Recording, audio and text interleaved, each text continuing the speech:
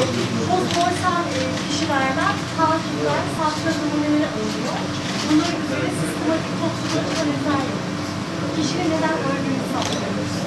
Terapötik dozlarda mı, letal dozlarda mı, toksik dozlarda mı? Bunların sistematik analizleri yapıyoruz. Yani ölüm sebebinin neden olduğunu buradan anlıyoruz.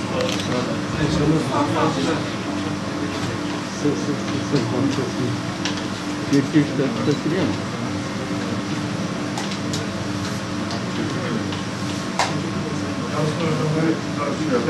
Buradan böyle anlatsın. Peki, başarılar diliyorum. Öyle bir şey yok.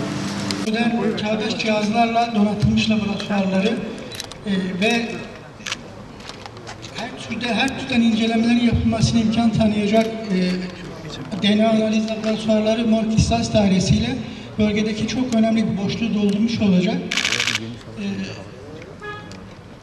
Diyarbakır Büyük Başkanlığı binamız 7500 metrekare bir alan üzerinde yaklaşık 15.000 metrekare kapalı alan içerisinde hizmet verecek.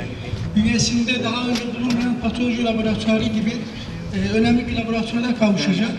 Kimya dairemiz daha önceki yapmış olduğu imkanlara ilave olarak özellikle bölgede narkotik analizlerle ilgili yeni bir alanda da hizmet vermeye başlayacak ve kısa bir süre... Bu binanın açılışıyla ve içinde sadece bina değil, laboratuvarların, personellerin de bu anlamda istihdamıyla Diyarbakır'ımız adli hizmetler anlamında çok önemli bir çıtayı yükseltecektir.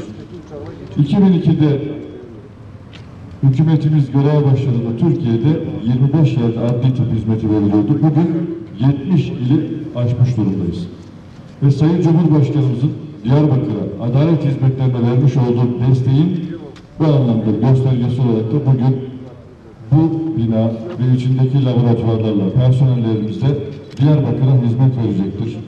Ben bu duygu ve düşüncelerle Diyarbakır'ımıza, Diyarbakır'da adalete erişim noktasında çok önemli bir aşama olan bu binamızın, bu laboratuvarlarımızın hayırlı olmasını diliyorum. Artık DNA'sıyla, kimya laboratuvarlarıyla Diyarbakırlı ve bölgedeki kardeşlerimiz başka bir yere bu hizmetleri göndermeyecek, yargısal anlamda da adaleti daha güçlü bir şekilde tesisine katkı sağlayacaktır.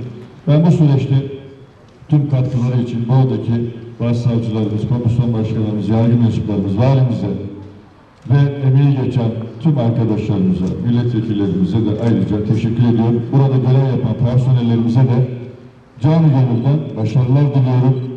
Özveriyle çalışan personelimize de, adli tıp kurumumuza da, başkanından personeline kadar başarılar diliyorum. Diyarbakır'ımıza ve adalet hizmetlerine hayırlı uğurlu olsun.